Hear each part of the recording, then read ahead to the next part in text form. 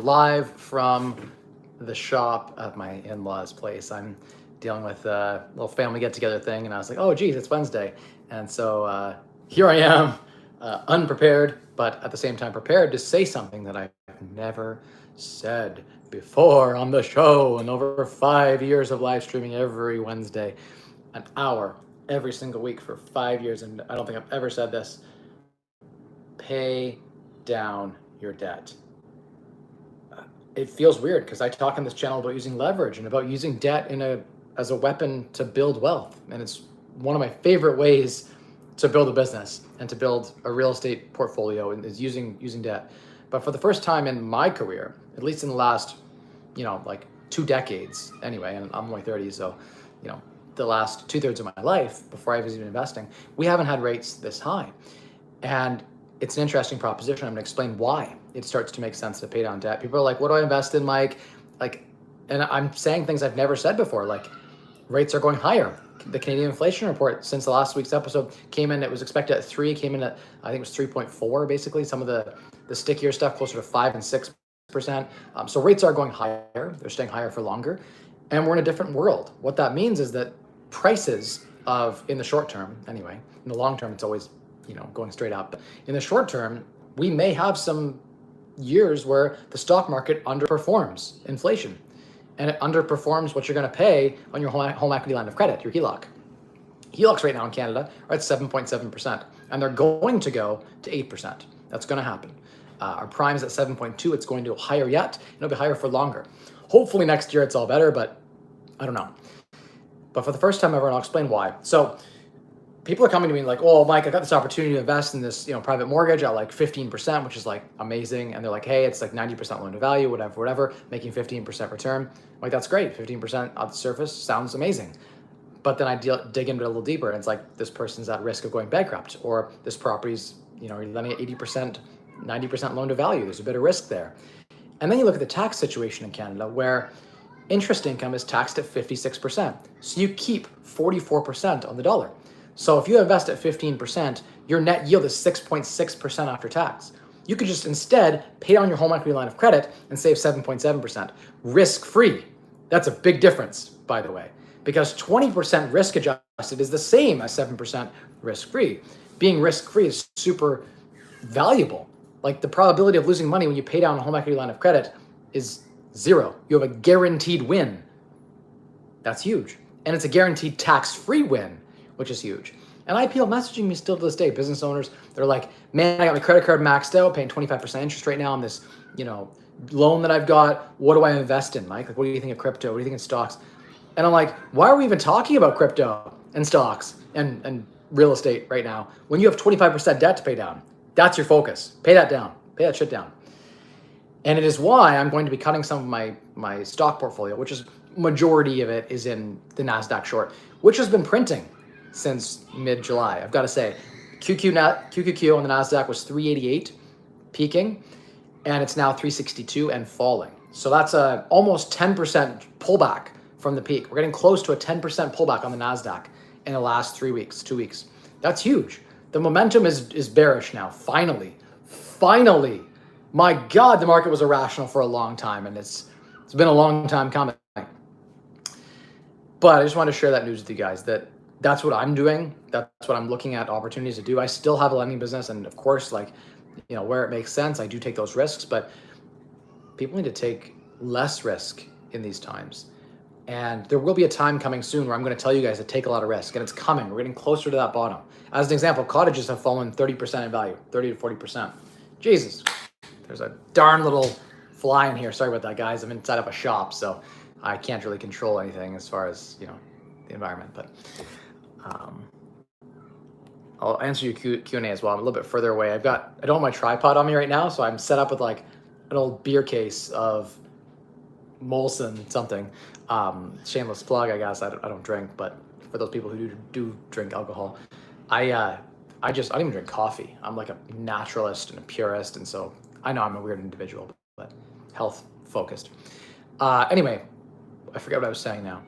Oh, right, something I thought I'd never say, which was talking about debt. And I'm a big fan of cheap debt, where you can get debt that makes sense and you can invest against assets that have a clear path to large arbitrage between what you're borrowing at and what you're getting as a yield in that investment, that makes sense. The problem is cap rates haven't changed.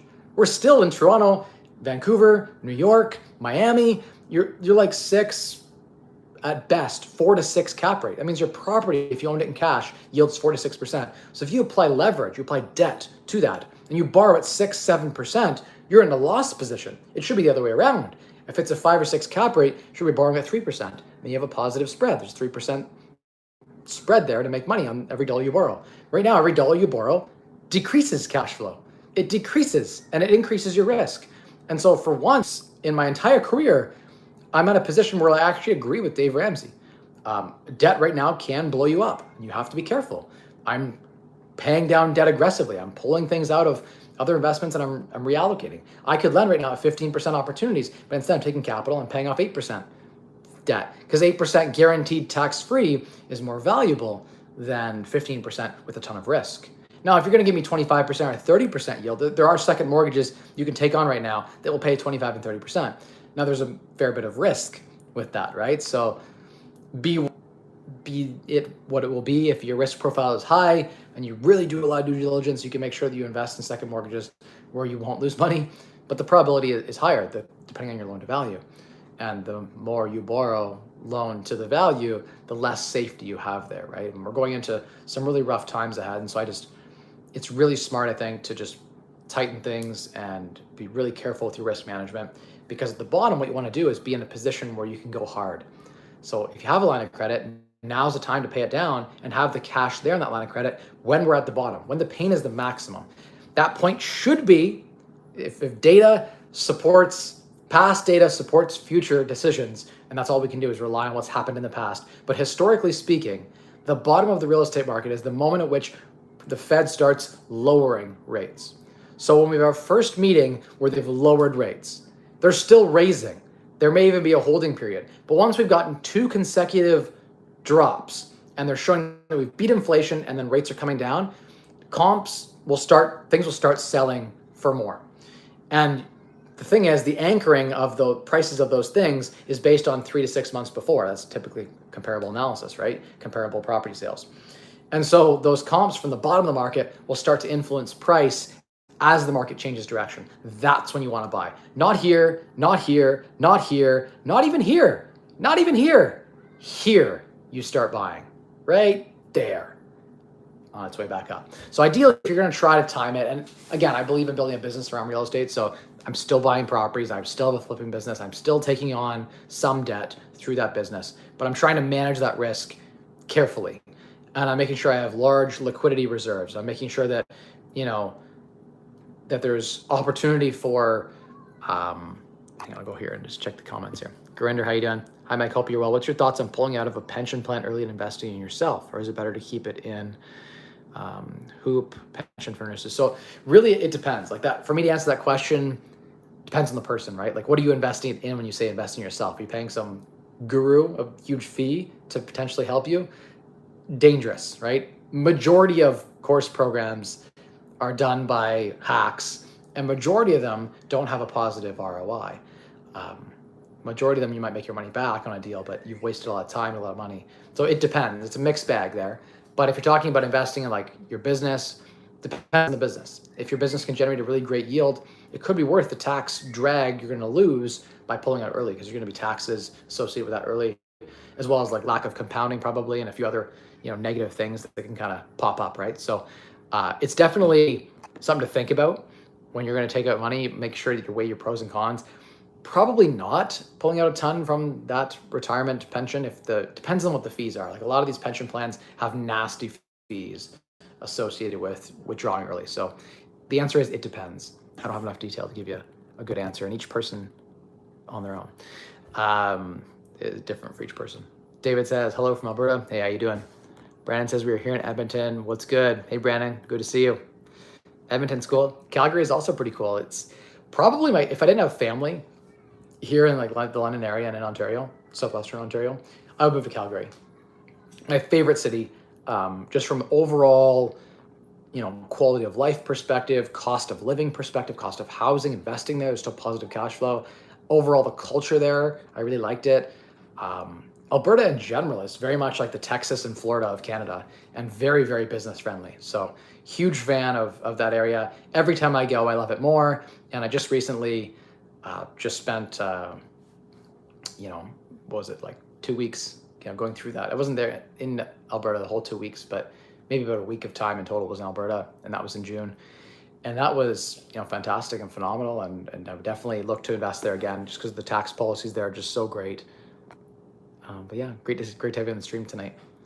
Night Rider says, St. Thomas, Ontario fourplex is going for 1.3 million. How does that make sense? There's no meat on the bone. That does make 0 sense. I would definitely not buy that.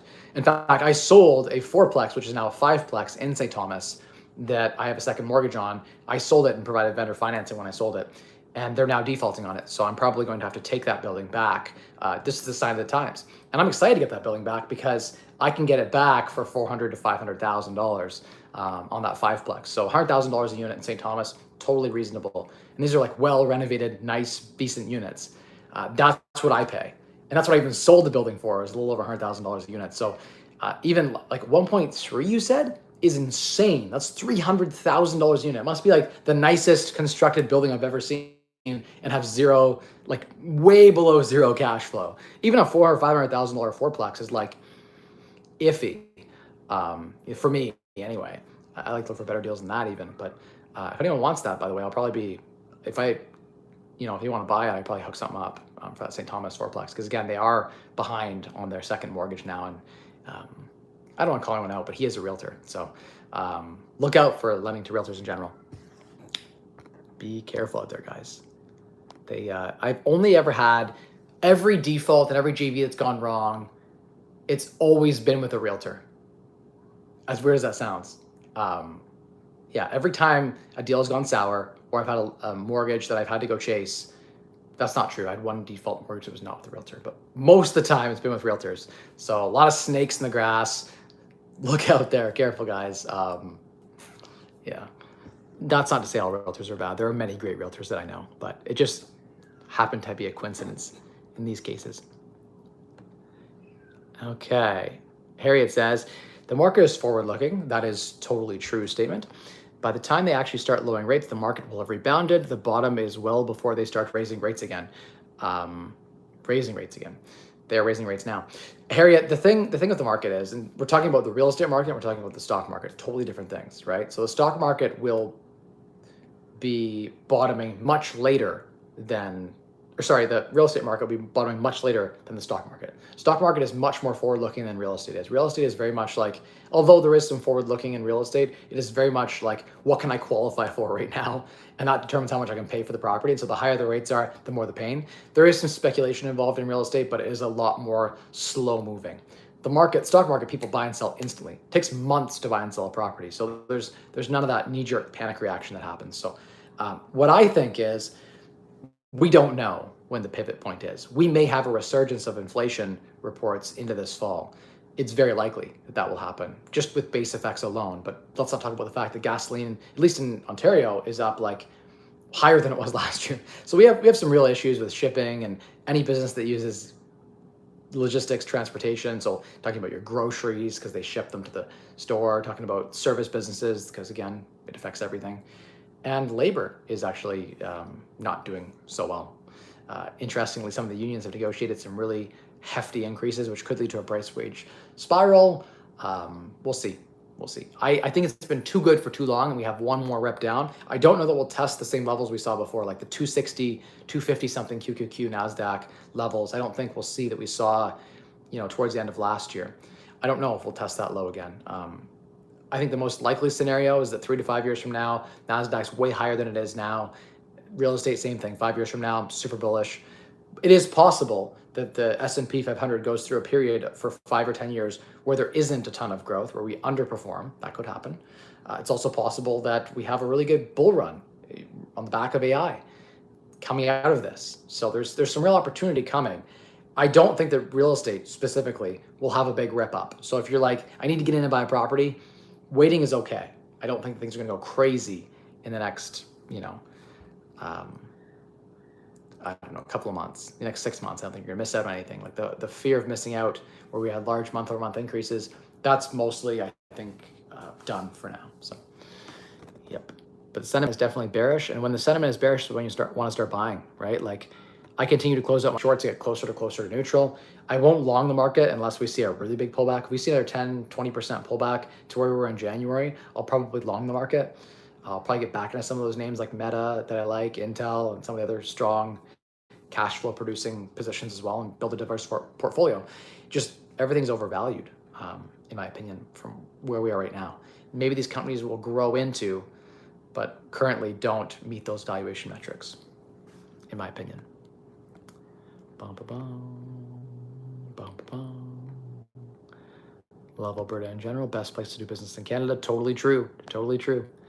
Is lowballing on hundreds of properties a good strategy? Just playing a numbers game. So Hong Kong Fooey, yes, that strategy does tend to work. The challenge is finding a realtor who will play ball with that, right? Because it's a lot of time waste on the realtor and a lot of time waste on your part too, writing up a lot of offers. So if you're willing to put in the reps, 100%, right now you could, especially in cottage country, you could be throwing in offers at 20, 30% under the asking price, and some of them will accept. So definitely do that. Lots and lots of that.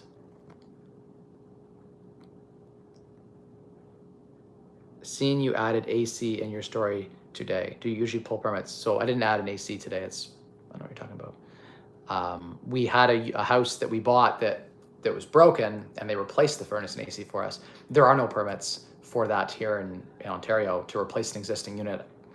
Not a thing. You also can do a roof if it's a shingled roof without a permit. Windows and doors, as long as you don't change the opening, no permits at all in Ontario. Florida, on the other hand, is like permits for everything, which is crazy because I thought Florida was like this capitalist free market thing. But interestingly, here in Ontario, you don't really have to get a permit unless you're doing major electrical, like ESA would be involved in those situations. You would have, if you're doing like any insulation work, any vapor barrier work, you could literally pull kitchen cabinets off, you can pull a toilet off, replace toilet, you can retile, do floors, you can paint, all of that, windows, roof, all that without permits here in Ontario. But you do need permits for like structural changes. You need permits if you're making a window or door bigger, specifically if you're adjusting headers, obviously that's a load bearing item. You would need permits for any vapor barrier insulation work. Although attics, you don't usually need it because you're just topping up. It just depends on the situation, but no, in this case, the previous owners are taking care of that, so it would be on them to deal with that. But yes, you can put AC units in, like they have split minis and stuff you can hook up that are super easy to hook up. You probably do need, thinking that through, if you were to put a brand new central air unit in, although most of the electrical companies don't. I even dealt with some big ones in town that didn't, I don't know if they did or not, but I don't think they pulled an ESA permit. And they're like one of the, like for Alliance, and I don't think that they pulled an electrical permit, and they definitely added a plug. I don't know. So I don't know. They're big companies, so it's on them, right? The liability if you hire, a reputable contractor is really on them at the end of the day if they did the install.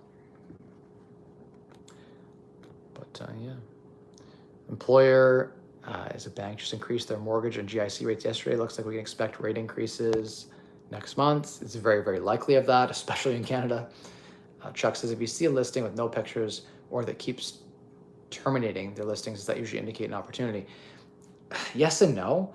Like sometimes it's just people are emotional and they take it off and on and off and on. Oftentimes what I've found is that the best opportunities are the ones that have sat on the market stale, with bad photos, bad marketing, and just like poorly explained. You get there and you're like, wow, this is so much. When I walk through a property, I'm like, wow, this is so much better than the listing described it to be. That's what I love. Those are opportunities right there.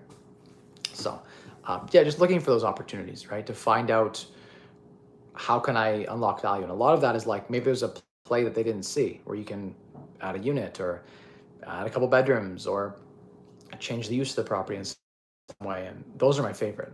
Cosmetic flips are also pretty nice, but again, that market is saturated. Everyone's trying to make money in that business right now. So it's like you're battling with all those other flippers that sometimes these wannabe flippers, some of these projects get bid up to the point where like people will overpay, underestimate how much work is involved to turn these properties around. A lot of the projects lately, that some of the turnkey stuff I'm seeing is like a better deal than if I bought the property and renovated it. Like as an example, I've seen properties that are 500,000 where I can buy that same house for 400 and have to renovate it. And I'm like, I could just buy the $500,000 turnkey house if I buy the $400,000 one, I'm gonna have to spend 75 grand to make it look as nice as the $500,000 one. And then I'm gonna have 40,000 holding costs and closing costs and everything else. And it's like, sometimes it isn't even worth it to buy at 400 and have all that risk versus buying the turnkey one. Especially in this market, it's weird. Like the turnkey buyers aren't there because everyone's been reprogrammed to buy the fixer upper. And it's like, they're underestimating how much work is involved in turning it around. So sometimes you buy the turnkey thing, make a small reposition cost effectively and cash flow the hell out of it and get a big lift just through cash flowing it. So yeah, it's an interesting finding that I've noticed as of late. If you see a listing with no pictures or that keeps terminating the listings, I did that question already. Next question. Okay, the next one here was, what would you consider to be a small market? I've been looking to invest in Red Deer, Alberta, but it seems like such a small market with 100,000 people. Would it be okay putting money there? I mean, again, any market can make sense if you do your due diligence and you're comfortable with, the long-term prospects of that area. Small cities tend not to grow as robustly as large ones. So you have less, what ends up happening is that you have less protection for the downside. So if we go into a deep recession, those smaller towns tend to fall harder than the bigger ones. So it's more of a drop if they drop. Potentially, those small stuff has better cash flow and potentially has the opportunity to maybe appreciate faster. Though I haven't seen a lot of data that supported small towns appreciating faster. I have heard that to be said. I know for a fact that the drops are bigger. So just more risk. But with that more risk comes more cash flow. So it can make sense, definitely buying small towns. I invest in Sarnia, where I grew up and has 100,000 people in the same way. So definitely you can take those risks, and for the cash flow, it can make sense. You can build a business around that, right? Totally. All right, next question. Bum, bum.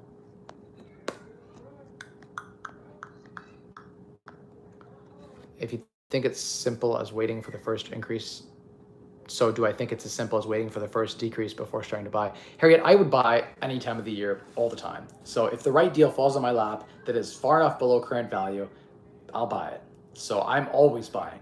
What I'm telling you is that there'll be more of those opportunities around that time. So right now I might see one of those come across my desk a month. During that time, I'll probably start seeing 6 come across my desk at that time. So there's always opportunity. There's always someone willing to sell their house for 30% less. You just have to know who to talk to and get those leads coming across your way. And that requires, part of it is understanding what is a deal. I've sent amazing deals to people before, and they're like, oh, this, not interested. And I'm like, they don't even know what they're looking at. It's like you have to study the market, look at every available listing on the market to understand what a deal is. And so part of it is like some people just don't understand what a deal is. And they don't know what they're looking at, what they have in front of them, sitting there on their desk. And so that's a big piece of it, is just understanding the market. And so what I would say is that you need to study the market. You need to become an expert in your local market. You can't be an expert of all real estate. You have to pick an area and get really niched down on that type of property or type of area. And you can become a subject matter expert or a SME. And if you're a SME in that real estate expert area, or subject matter expert in that area, you now have a competitive advantage. And as those deals come across, you're going to see more and more of them at that pivot point. The backs start to break for most investors at the point at which rates start falling. That's when there's more hope, and they'll be able to hang on longer. When hope is at the minimum, you get the best deal. Hope is getting close to the bottom right now. I'm seeing a lot of investors struggling, a lot of go bankrupt, a lot walking away on properties. It's more now than it was any time in the last 18 months. So it is, as a matter of fact, worse now. So when I was telling you guys in February of this year, even in January of this year, like the bottom is coming towards the slowdown in summer and then into fall, and then winter will be the worst. Again, seasonally in Ontario, winter is the worst. With that seasonal pain on top of the fact that people are struggling right now. And if maybe they were making their payments of, most people's payments have doubled. So your mortgage was $2,000, now it's $4,000. It was $4,000, it's now $8,000. For a while, you can borrow from your lines of credits, you can borrow from family, you can max out your credit card to make sure your mortgage is paid, and then you have a few months where you can go default before the bank starts taking action. But soon it's starting to catch up, and that's what's happening. Most people are ready to snap. They only have a little bit of savings left, they have a little bit of line of credit left, their credit cards are starting to build up balances, they're running out of places to borrow money. Then shit gets real. People thought the bottom in 2008 in real estate when everything crashed in the United States, not as much in Canada. The bottom of the real estate market was 2011. Everything collapsed subprime in 2008, 2009. The bottom of the real estate market was in 2011. Rates were already coming back down, and that was the real bottom. So it can take up to 2 to 3 years to really be felt. And we're getting there. So it started in 2022. It's going to be 2024 when the real pain kicks in. It's just a fact. Doesn't mean you can't still buy. Doesn't mean you can't still make money. Doesn't mean deals will still come across your desk. It just means that there'll be more of those opportunities at the bottom. And on average, you'll find more and more of those opportunities. And so we can't time the market perfectly. It's hard to know when you're at the bottom. We are coming into a trough. I don't know where the bottom of the trough is, but we're currently in one. So starting to buy now makes sense. Selling now, I don't know. If you think there's still more pain to come, there might be. It's a good chance, high probability. But again, it's all probabilities. It's all just guesswork. If I had a crystal ball, like right behind me there, and I could tell you what the future was, I'd be already a trillionaire, right? I'd be unlimited wealth. But I can't. All I can do is say, look, here's what I'm seeing on the ground. When I talk to people, when I look at the data, this is what I'm seeing. This is where things have gone historically in the past. This is how long it takes for us to get to a bottom in the past. It's very, very possible that we hit the bottom this winter into 2024, into January. December, January this year could be the bottom. It's also possible that we continue to ride this out and the bottom is next winter. It will be in the winter that we hit the bottom. That is a fact. We seasonally adjust in Ontario, specifically London, southwestern Ontario, even Toronto, anywhere it gets really, really cold. Typically speaking, you have a 10% adjustment between the peak of May and the slowness of December. So just a fact. That swing helps make, even if the market's flat, make the bottom tend to be in the winter when things are ugly and not as nice and cold and people don't want to buy as much. There's just less demand overall, and the supply of properties looks worse because nothing shows nice when there's icicles and snow and hail, and it just isn't as nice. So that's just a fact. It probably will be the bottom this winter or next winter. I hope it's this winter.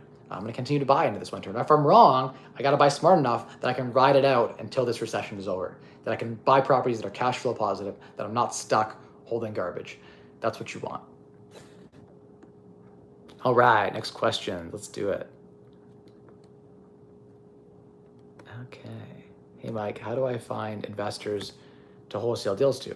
Well, again, if you have a good deal, the deal typically will wholesale itself, so it's not that hard. But in this market, it is hard.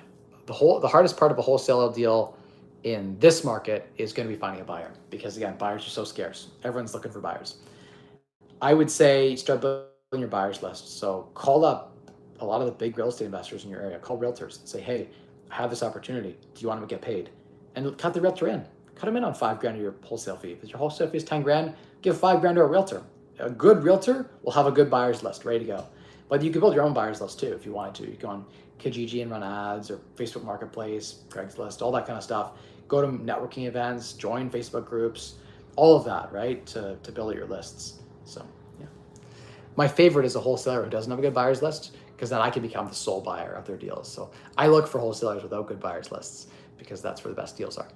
The wholesalers with really robust, good systems that touch large buying lists, they're not good deals. You don't want those wholesalers because you're competing against all these other investors, and so it drives the price up. And a lot of these wholesalers get greedy and they add too much and they don't leave enough meat on the bone for the investor. It's business, it's life. That's being good at business requires you to negotiate. That's what it is. That's what it is. Bum, bum. Luck is hard work residue.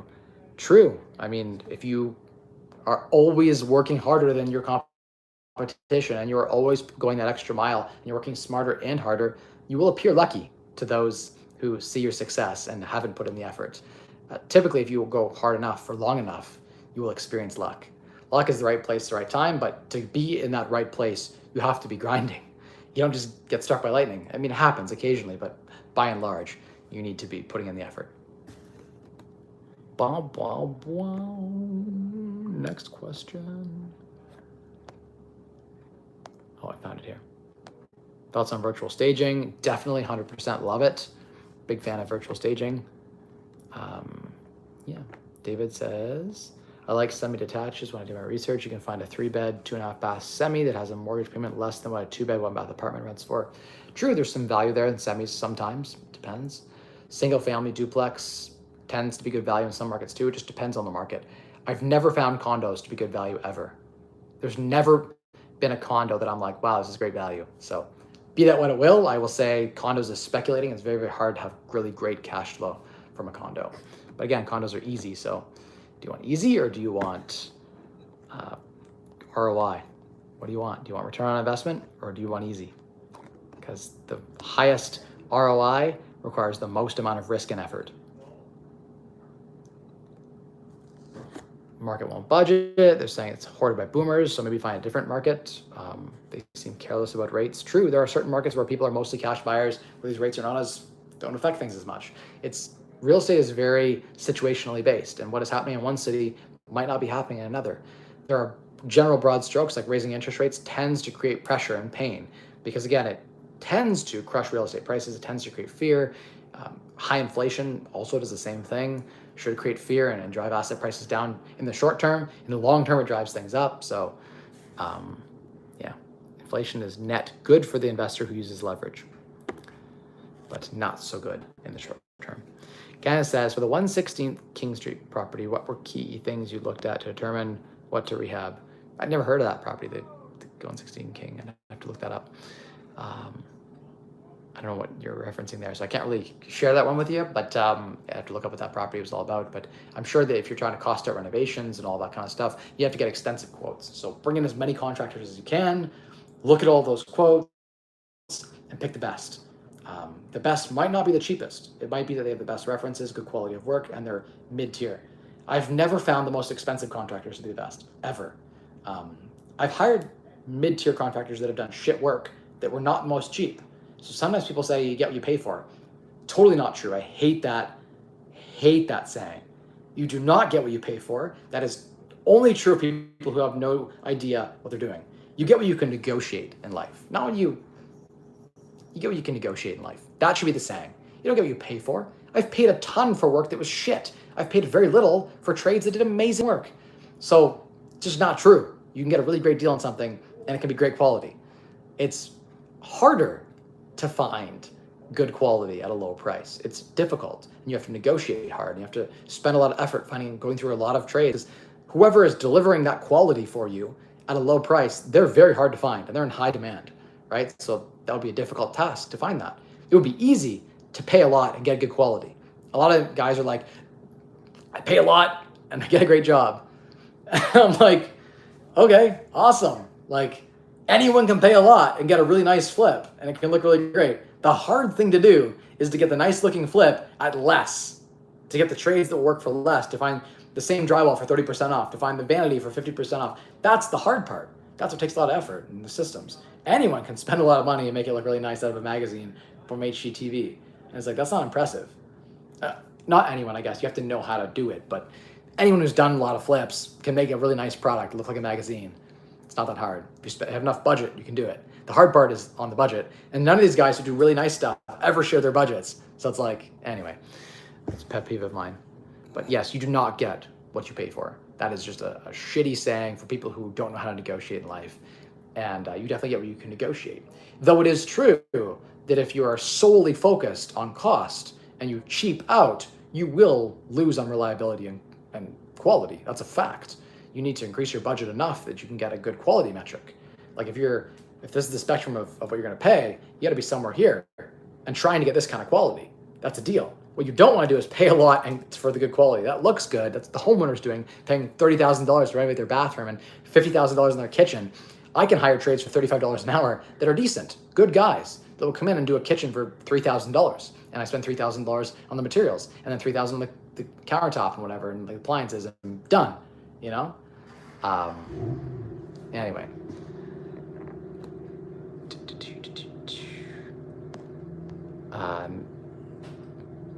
What's the play? I missed the part of that question. Okay, Night Rider says, hi Mike, miss you and Matt getting that cash flow in London, Ontario. Those are the good old days at the mansion, even though you aren't around anymore. You guys aren't around anymore. I'll still watch your videos. Thanks 10 times. I was never at the mansion. I never lived in the mansion, but yeah, I was with Matt, doing videos well before the mansion, when he was up on Elias Street, up on Central, where he was living in that fourplex in that one-bedroom apartment. Like those are the frugal days. Those are the days before, a lot of us had, the success that we do today. And it's crazy that, like, if you were to interview myself from 5-6 years ago doing videos in like 2018 with Matt, I never would have in my wildest dreams believed I reached the level of success that I've reached. Of This isn't a brag, it's just a fact, but of the 10 of us that met in that meetup group, in the real estate meetup group, I've become the most successful. No, that's an arbitrary definition. I am the richest of all of them, of everyone from the initial London meetup that came out that first night. I'm the most financially successful of all of them. And I'm proud of that fact. I'm so proud that, like, if you actually told me myself then what I was able to accomplish today, I'm the only one who made 8 figures of all of us in the starting. So like, I must have done something right. And so when I look back, it's like, I'm darn proud, you know, like I worked hard and went through a lot of stress, and I'm proud of what we were able to accomplish. And do I miss those days? Sure. There were times where it was fun and it was great. And it was, you know, there was a lot of really good memories. There was a lot of shit times too, you know, and it's, I don't know, I'm thankful I am where I am now and today. And, London is still a good market. It still has opportunity. I think long-term rentals are pretty dead. Can I just get a super chat? Chung, $10 says boss talk. That's what I'm saying right there. I'm gonna heart that. I don't even know how to pin that, but I hearted it. Thanks, Chung. Appreciate that. There we go. Got a little super chat going. All right, on boss talk. It's definitely one of those things, right, where London has gotten very regulation heavy. London's very much like rental licenses. They ban short-term rental and Airbnb completely. Like, you literally can't have an Airbnb property in London unless it's your primary residence. And then they made everything licensed and difficult, and it's just not a very friendly city in comparison to many other municipalities in the area. So in many ways, and like, I don't want to poo-poo on all of our friends, but like, most of my real estate investing friends don't have rental licenses still to this day. I have almost no properties in London, so I can now say that. I also had a lot of properties without rental licenses. I'll give you a fact. 60% of all rental properties in London don't have a license. So if you have a rental license, you're in the minority. Just put it out there. I know a lot of people are like, oh my God, no rental license. It's like, if I was asked to get one, I would always get one. And I have probably applied for 20 or 30 rental licenses for my partners and myself over the times that I invested in London. London's a shitty city to deal with, municipally. But I like the city. I think it has really good economic fundamentals. I think that it's the largest university and the largest college, both in one town. So it is the biggest student town as sheer number of students to population of any city, I think, in all of Canada. So it is a student town. Population 1 in 4 is driven by students. So 25%, it's huge. And London also has a really strong tech community, good business community. We have great healthcare community going on. Like, there's just so many different, a lot of manufacturing and blue collar stuff too. London has that diversity that makes it special. And I've always liked London. But yeah, prices have gotten a little crazy. They've come down recently quite a bit. We've seen about from the peak of like 2022 March to now, or let's say, yeah, to now, we've seen about a 25% pullback on average, 20 to 25%. That's a lot. You chop off about 1/5 to a quarter of all the value of properties in London. And rents have gone up over that time, not gone down. So rents have gone up and prices have gone down. So the cap rates have gotten actually better because, again, rents are rising still, which is weird. You think in a recession rents wouldn't be, but what happens is people can't qualify to buy and they just go rent. And so there's just not enough rental supply. And so the cost of rent, you can rent a studio apartment for like $1,400 now, $1,500. You rent a piece of shit basement studio for like $1,400, $1,500. 2 bedrooms for like $1,700 now. I'm seeing 3-bedroom apartments in downtown in a shitty shared like 5-plex for like $1,800, $1,900, sometimes $2,000 a month for a 3-bedroom shit apartment. For London, Ontario, that's mental. But that's the state of the market. And so, yeah, I'll leave that there. What do you do about professional renters? I don't do long-term rentals at all. I only do short-term stuff now. So I specifically avoid long-term rentals where I can. If I have to do long-term rentals, I stick to students. I'll tell you one thing. I try to rent to rich students and to rich tenants. The reason for that might be a bias, and I don't even know if I'm allowed to say that. I'm not even really a landlord anymore. But when I did, definitely looked to rent to richer people. And that's because the more income you have and the more assets you have, specifically assets are super important, the more likely you are to take care of the place. If you're poor and you get bed bugs, you can't afford to do anything about it. If you're rich and you happen to get bed bugs at a Marriott, you come back home, you go pay pest control and you take care of it. You don't tell your landlord because you're embarrassed. Rich people take care of problems. Gone. They don't have bug problems. They don't have these problems because they pay to take care of it. They can afford to throw their furniture out and start again.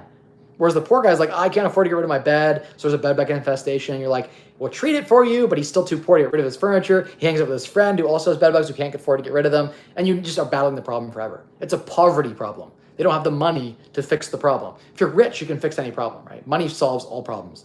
So if you pick rich tenants, you will have very few problems. I've never had bed bugs in a rich person's apartment that I've rented to. So I rarely have problems at all with rich people. The one complaint I will have with rich tenants is they're high maintenance. So when something breaks, they're like, oh my God, the faucet's broken, and they message you. It's like the end of the world for them. A lot of that happens. We're like, they expect a lot. And so you have to deliver a lot. If your handyman's like late, then you just have to deliver a higher quality product to that tenant. You can't give them a shit building. You can't give them, a shit service. You have to give them good quality service and be a good landlord, and you will get good tenants with that will take good care of your place.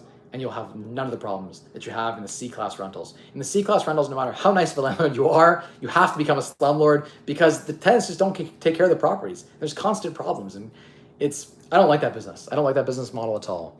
Some people do really well with the slumlording, with their C-class units and the bums. I just don't like that model. I'd much prefer a higher quality property, higher quality, less stress, maybe a little bit lower return, but in the long term, you'll win because your building's better taken care of. The appreciation will more than make up for, and I think honestly, in the long term, the cash flow is better too, because you make a lot of cash flow, but then the tenant will trash it and move out every 2 years. And then you're stuck with a huge $30,000 renovation bill that eats up all your cash flow for the last 3 years before that. So the C-class properties, they appear really attractive because they're like a 10 cap, but you're sometimes better just to buy the 6 cap that has great quality tenants where you won't have that problem. Because 6 is better than 10 that gets chopped into 4 after a huge renovation that crushes all of your cash flow for the last 3 years. That's been my findings. I've owned a lot of shitty properties, owned a lot of really great properties. I'm most proud of my really great properties. I had a much better experience with my really great properties. I've made a lot of money on my shit rentals too. I put in some really quality C-class tenants that were good blue-collar people. They paid their rent. They didn't destroy the unit.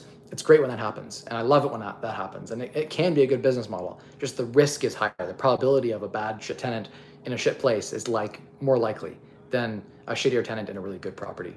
You just tend to attract a better quality caliber of tenant. All right, I gotta wrap this stream up, but I'll do some real quick Q&A with you guys before I go. So maybe I'll pick like 3. Bullish on ETH. I'm still bullish on crypto too. Totally, 100%. Recommendations for structuring. And by the way, someone said tanned. 100%. Look at this tan I got. Compare this tan to what I have here. Look at the difference from here. Well, even here I had my shirt off when I was framing, but look at that difference in the tan I've got going. Let's go. Let's go. Look at that tan. Let's go.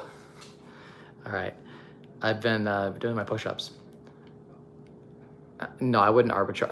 I don't know. I wouldn't arbitrage what's going on in Hawaii right now. It's not a wrong time. Wrong time. Maybe in a year, come in there and help some people out and take headaches away from landlords maybe that are fed up and want to cash out. Don't go to the homeowner who's lost everything and try to take their house for 50 cents on the dollar.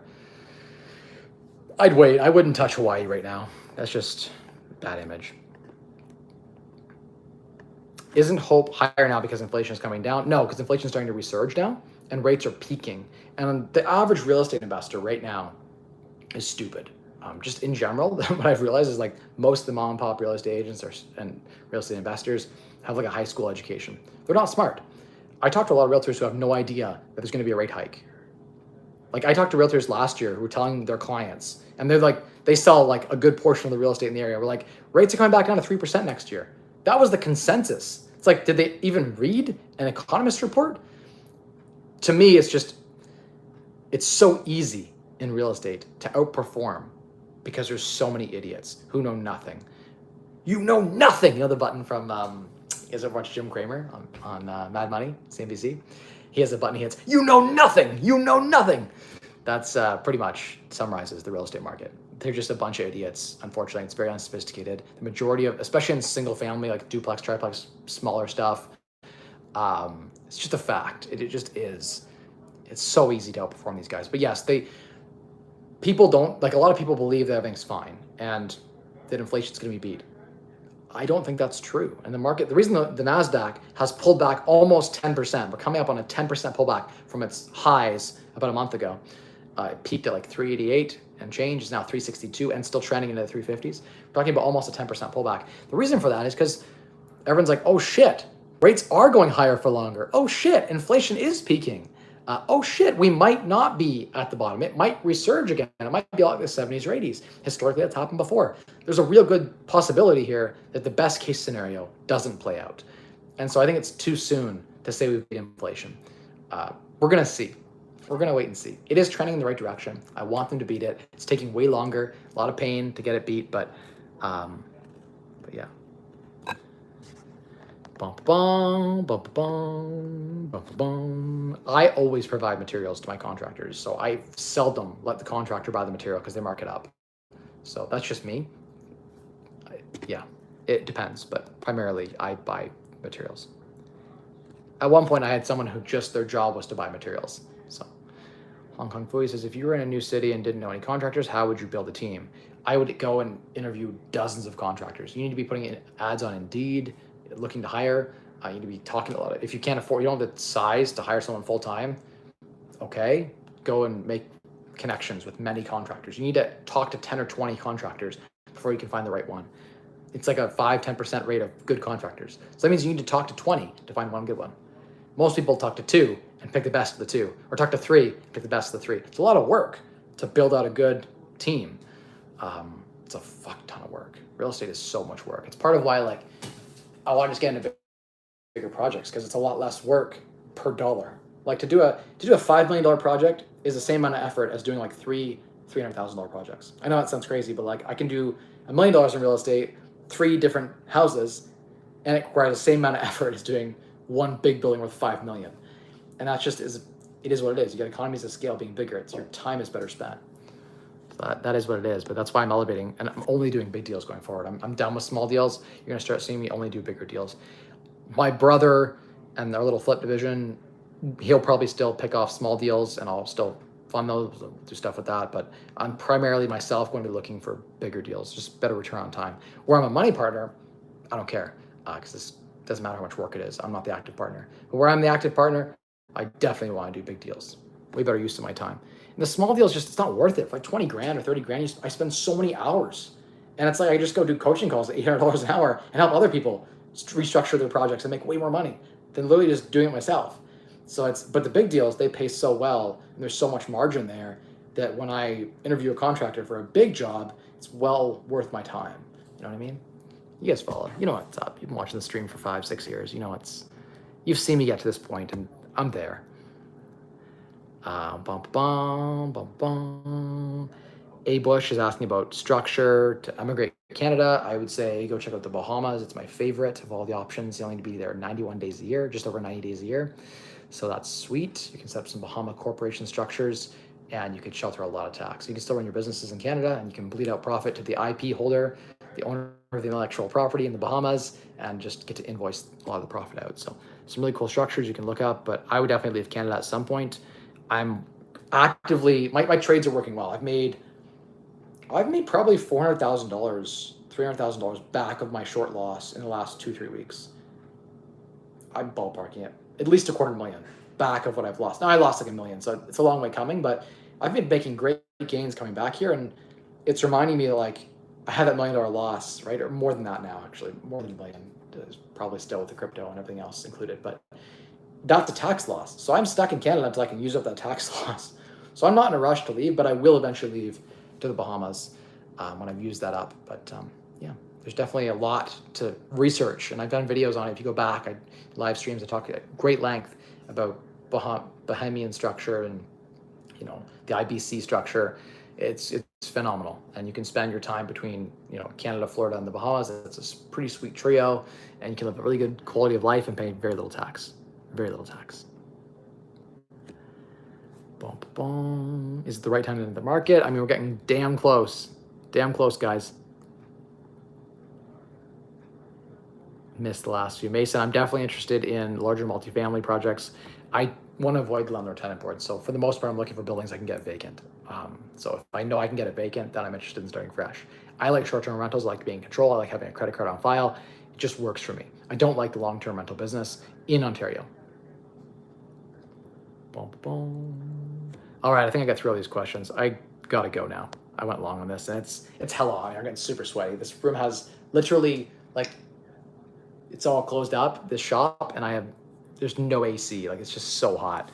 So I gotta get out of here, guys. Gotta get out of here.